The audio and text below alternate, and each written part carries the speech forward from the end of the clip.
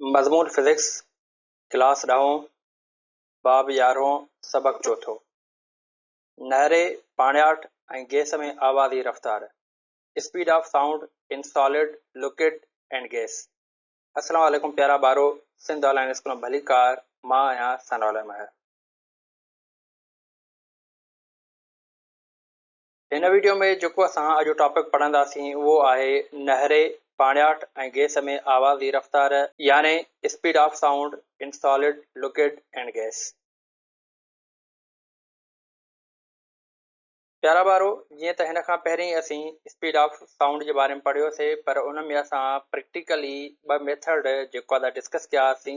हिकिड़ो हुयो असांजो डायरेक्ट मेथड ऐं ॿियो हुयो असांजो वरी बाय यूज़िंग एको।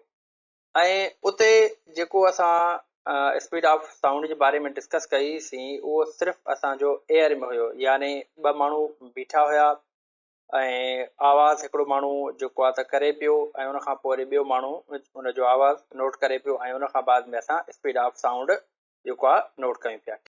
ऐं उहो असांजो जस्ट हिकु मीडियम हुयो। अगरि जेकॾहिं असां हिते स्पीड ऑफ साउंड जी ॻाल्हि कयूं प्यारा ॿारो, त अगरि जेकॾहिं असां सिर्फ़ु साउंड जी ॻाल्हि कयूं त साउंड जेको आहे त उहा असांजी जेको आहे त हिकिड़ी मैकेनिकल वेव आहे ऐं मैकेनिकल वेव में बि असां ॿ जेको आहे त वेव्स पढ़ियूंसीं। हिकिड़ी हुई असांजी लॉन्गिट्यूडनल वेव, ॿी हुई असांजी वरी ट्रांसफर वेव। ठीकु आहे, मतिलबु त मैकेनिकल वेव्स उहे वेव्स हूंदियूं आहिनि जंहिंखे ट्रेवल करण जे लाइ मीडियम जी ज़रूरत पवंदी आहे। ठीकु आहे, त हाणे साउंड खे बि हिकु जॻह खां ॿी जॻह ते ट्रेवल करण जे लाइ मीडियम जी ज़रूरत पवे थी।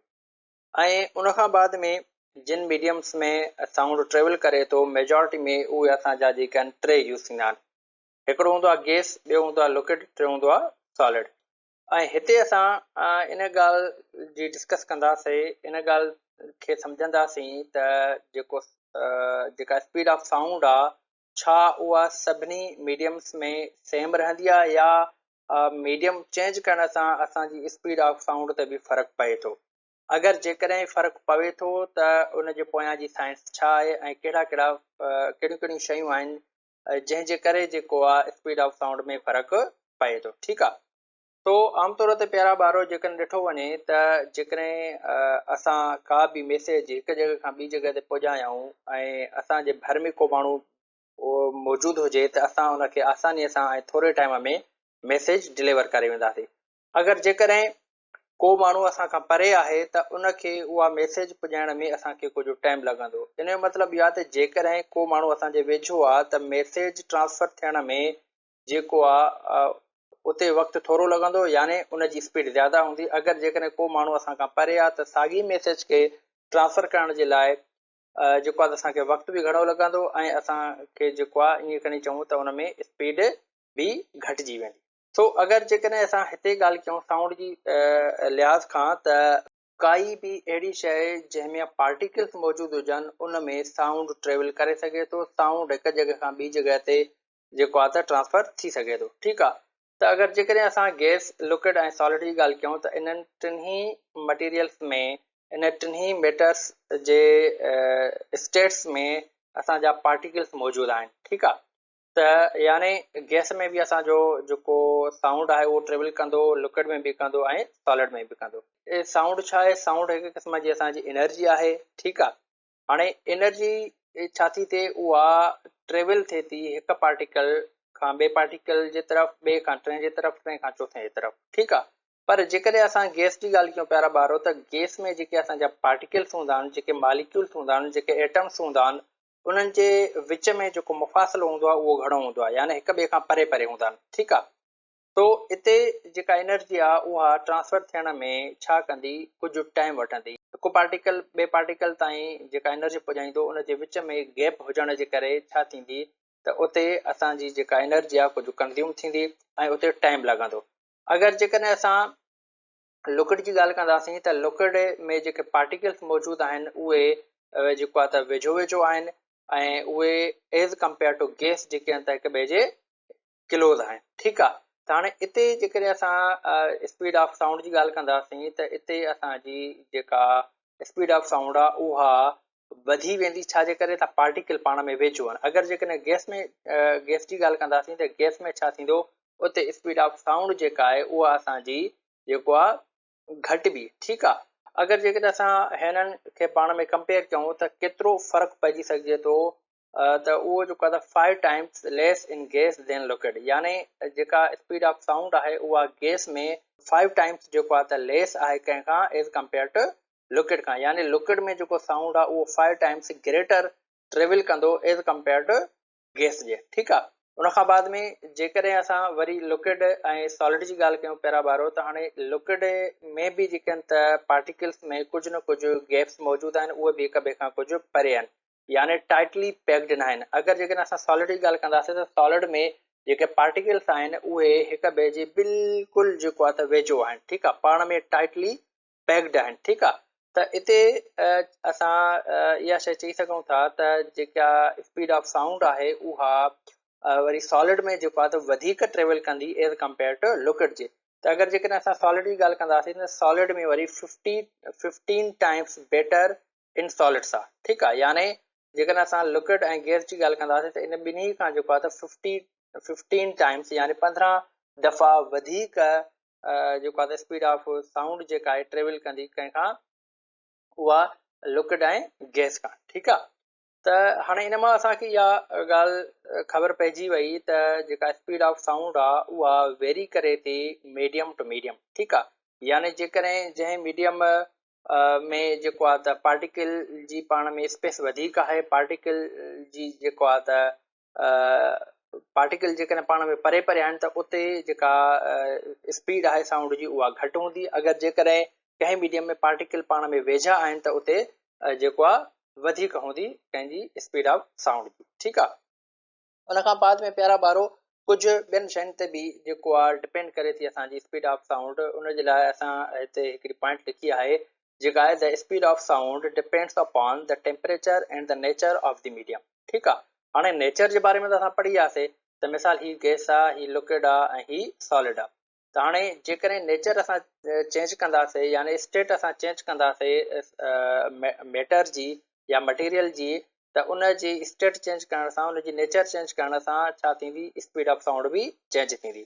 ऐं उनखां बाद में जेकॾहिं असां हाणे टेम्परेचर जी ॻाल्हि कयूं प्यारा ॿारो, त टेम्परेचर जे चेंज थियण सां बि जेको आहे स्पीड ऑफ साउंड चेंज थींदी। हाणे उहा चेंज कीअं थींदी, मतिलबु इंक्रीज़ थींदी या डिक्रीज़ थींदी। तो टेम्परेचर वधाइण सां स्पीड ऑफ साउंड इंक्रीज़ थींदी। उहा छाजे करे इंक्रीज़ थींदी प्यारा ॿारो, ॾिसो त जेकॾहिं असां हाणे हिते गैस जी ॻाल्हि कयूं या असां लिक्विड जी ॻाल्हि कयूं या असां सॉलिड जी ॻाल्हि कयूं, त इन में जेके पार्टिकल्स आहिनि उहे छा कंदा आहिनि, मोशन में हूंदा आहिनि, ठीकु आहे, यानी वाइब्रेट कंदा आहिनि। अगरि जेकॾहिं असां उनखे टेम्परेचर वधीक ॾींदासीं त उहे छा कंदा, उहे वधीक वाइब्रेट कंदा, ठीकु आहे। हाणे जेकॾहिं हिकु पार्टिकल जेकॾहिं हिकु सेकंड में 1000 दफ़ा जेको आहे वाइब्रेट करे थो, त उनखे जेकॾहिं असां टेम्परेचर ॾियूं था त हू उनजी जॻह ते 1500 दफ़ा जेको आहे वाइब्रेट कंदो हिकु सेकंड में, या 2000 दफ़ा वाइब्रेट कंदो। इन जो मतिलबु आहे त वाइब्रेशन जेकॾहिं वधीक कंदो त ओतिरो यकदमि ओतिरे थोरे टाइम में जेको आहे पंहिंजी एनर्जी ट्रांसफर कंदो हिकु पार्टिकल खां ॿिए पार्टिकल जे तरफ़, ठीकु आहे। त हिनखे अञा वधीक डिटेल में असां इनशाला नेक्स्ट लेक्चर में डिस्कस कंदासीं। तो उनखां बाद में प्यारा ॿारो जेकॾहिं हिते हाणे असां स्पीड ऑफ साउंड खे ॾिसूं प्यारा ॿारो, त स्पीड ऑफ साउंड जेका आहे उहा सॉलिड में 6000 मीटर पर सेकंड जी रफ़्तार सां जेको आहे ट्रेवल करे थी। ऐं उनखां बाद में जेकॾहिं लिक्विड में असां ॾिसूं त 820 डिग्री ते 1481 मीटर पर सेकंड जे हिसाब सां जेको आहे ट्रेवल करे थी। ऐं उनखां बाद में जेकॾहिं गैस में असां 80 डिग्री ते ॾिसूं त उते वरी 331 मीटर पर सेकंड जे हिसाब सां ट्रेवल करे थी, ठीकु आहे। तो अगरि जेकॾहिं हाणे असां हिते स्पीड ऑफ साउंड जी डेफिनेशन खे ॾिसूं प्यारा ॿारो, त बेसिकली स्पीड ऑफ साउंड जी डेफिनेशन छा आहे ऐं उनखे असांजे किताब वारे कहिड़े नमूने सां लिखियो आहे, त उनजे लाइ चवे थो the speed of sound is defined as the distance that a point on a wave such as compression or rarefaction travels per unit of time, ठीकु आहे। हाणे चवे थो स्पीड ऑफ साउंड खे असां ईअं डिफाइन करे सघूं था त कंहिं हिकिड़ी वेव जे कंहिं हिकिड़ी पॉइंट तां जेका कंप्रेशन ऐं रेयरफैक्शन तां आहिनि उहे पर यूनिट टाइम में जेको आहे त केतिरो ट्रेवल करनि थियूं, ठीकु आहे। हाणे मिसाल जे तौर ते हीअ हिकिड़ी पॉइंट आहे, हिन पॉइंट तां ही असांजी कंप्रेशन ऐं रेयरफैक्शन जेके आहिनि त उहे गुज़रनि थियूं, पर इन पॉइंट तां पर यूनिट टाइम में या हिकु सेकंड में या जेको आहे हिकु मिंट में केतिरियूं उहे कंप्रेशन ऐं या रेयरफैक्शन जेके आहिनि उहे गुज़रनि थियूं, उनखे असां छा चवंदासीं, स्पीड ऑफ साउंड, ठीकु आहे। यानी ईअं खणी चऊं त स्पीड ऑफ साउंड जेका आहे त उहा पर सेकंड में कंप्रेशन ऐं रेयरफिक्शन ते डिपेंड करे थी त पर सेकंड में या पर यूनिट टाइम में जेको आहे कंप्रेशन ऐं रेयरफिक्शन जेको आहे केतिरी गुज़रे थी। ठीकु आहे। हाणे गैस में छा थींदो त गैस में जेका आहे त उहा स्पेस वधीक आहे त इन करे हितां कंप्रेशन या रेयरफिक्शन जेके आहिनि त पर यूनिट टाइम में घटि गुज़रंदियूं, लिक्विड में कुझु वधीक गुज़रंदियूं ऐं सॉलिड में वरी सभिनी खां वधीक गुज़रंदियूं। तो प्यारा ॿारो, हींअर असीं जेको आहे त स्पीड ऑफ साउंड जेको आहे त कैलकुलेट कंदासीं त कहिड़े नमूने सां असां स्पीड ऑफ साउंड जेको आहे कैलकुलेट करे सघूं था। ठीकु आहे। जीअं त असीं हिते सम्झोसीं ऐं डेफिनेशन में बि इहा ॻाल्हि कई वई त जेका स्पीड ऑफ साउंड जी डेफिनेशन हुई, तो प्यारा ॿारो जीअं त डेफिनेशन में असां पढ़ियोसीं त कंहिं बि हिकिड़ी पॉइंट तां जेको आहे त कंप्रेशन ऐं रेयरफिक्शन जेको आहे त ट्रेवल करनि थियूं पर यूनिट टाइम में, उनखे असां चऊं था स्पीड ऑफ साउंड। ठीकु आहे। यानी हिते असां जेकॾहिं कंप्रेशन ऐं रेयरफिक्शन जी ॻाल्हि कयूं त two consecutive compressions or rarefaction is called wavelength. ठीकु आहे। त हिते असां वेवलेंथ या असां ईअं खणी ईअं बि चई सघूं था त वेवलेंथ जेका आहे उहा पर यूनिट टाइम जेको आहे त कंहिं हिकिड़ी पॉइंट तां केतिरियूं क्रॉस करनि थियूं, उनखे असां छा चवंदासीं, जेको आहे स्पीड ऑफ साउंड। ठीकु आहे।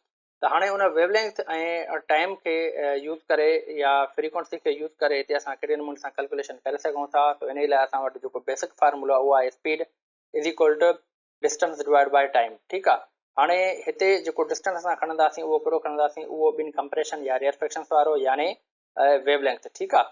उनखां पोइ असां वेवलेंथ खे अलॻि करे हिते 1 टाइम लिखी सघूं था, यानी हिन तरीक़े सां त 1 टाइम मल्टीप्लाई बाय जेको आहे वेवलेंथ। ठीकु आहे। जीअं त असांखे ख़बर आहे त 1 टाइम जेको आहे उहो बराबरि आहे वरी फ्रीक्वेंसी जे। ठीकु आहे। त हाणे 1/t जी जॻह ते असां फ्रीक्वेंसी रखी सघूं था त हीअ असांजो फार्मूलो थींदो v is equal to F lambda. ठीकु, या हिनखे असां वेव इक्वेशन बि चवंदा आहियूं। ठीकु आहे प्यारा ॿारो। तो हिन इक्वेशन जे थ्रू जेको आहे त असीं स्पीड ऑफ साउंड मालूम करे सघूं था। ठीकु आहे। यानी जेकॾहिं असांखे फ्रीक्वेंसी ऐं वेवलेंथ मिलियल हुजे त असां आसानीअ सां जेको आहे स्पीड ऑफ साउंड मालूम करे सघूं था। ठीकु आहे। उनखां बाद में प्यारा ॿारो एट रूम टेम्परेचर यानी 25 डिग्री सेंटीग्रेड ते कुझु मटीरियल जी स्पीड ऑफ साउंड जी असांखे टेबल ॾिनी वई आहे त स्पीड ऑफ साउंड जेको आहे त रूम टेम्परेचर ते यानी 25 डिग्री सेंटीग्रेड ते जेको आहे केतिरी आहे। जीअं मिसाल सॉलिड्स में असां जा अची वञूं था अल्मोनियम, निकिल आहे, स्टेनलेस स्टील आहे, ब्रास आहे, कॉपर आहे ऐं गिलास आहे। ठीकु आहे। उनखां बाद में लिक्विड्स जी जेकॾहिं असां ॻाल्हि कयूं त वाटर आहे यानी सी वारो हूंदो, उनखां पोइ वाटर यानी डिस्टिल्ड वाटर आहे। ठीकु आहे। जंहिंखे असां पको पाणी वग़ैरह चवंदा आहियूं। उनखां बाद में इथेनॉल आहे या मिथेनॉल आहे ऐं गैसिस में असांजो हाइड्रोजन थी अची वञे, हीलियम आहे, एयर आहे, ऑक्सीजन आहे ऐं सल्फर डाइऑक्साइड आहे। ठीकु आहे। त अगरि जेकॾहिं असां सभिनी खां वधीक ॻाल्हि कयूं त सभ खां वधीक जेका स्पीड ऑफ साउंड आहे उहा कहिड़े मटीरियल में आहे, त उहा असांजी थींदी वरी एल्युमिनियम में। ठीकु आहे।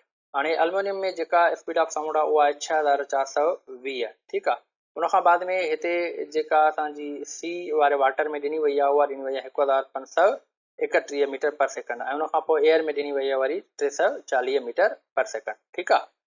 तो प्यारा ॿारो, हिन लेक्चर खे हिते असां ख़तमु था कयूं। तो इनशाला नेक्स्ट लेक्चर में वरी असां नए टॉपिक सां गॾु मिलंदासीं। तेसिताईं अल्लाह हाफ़िज़।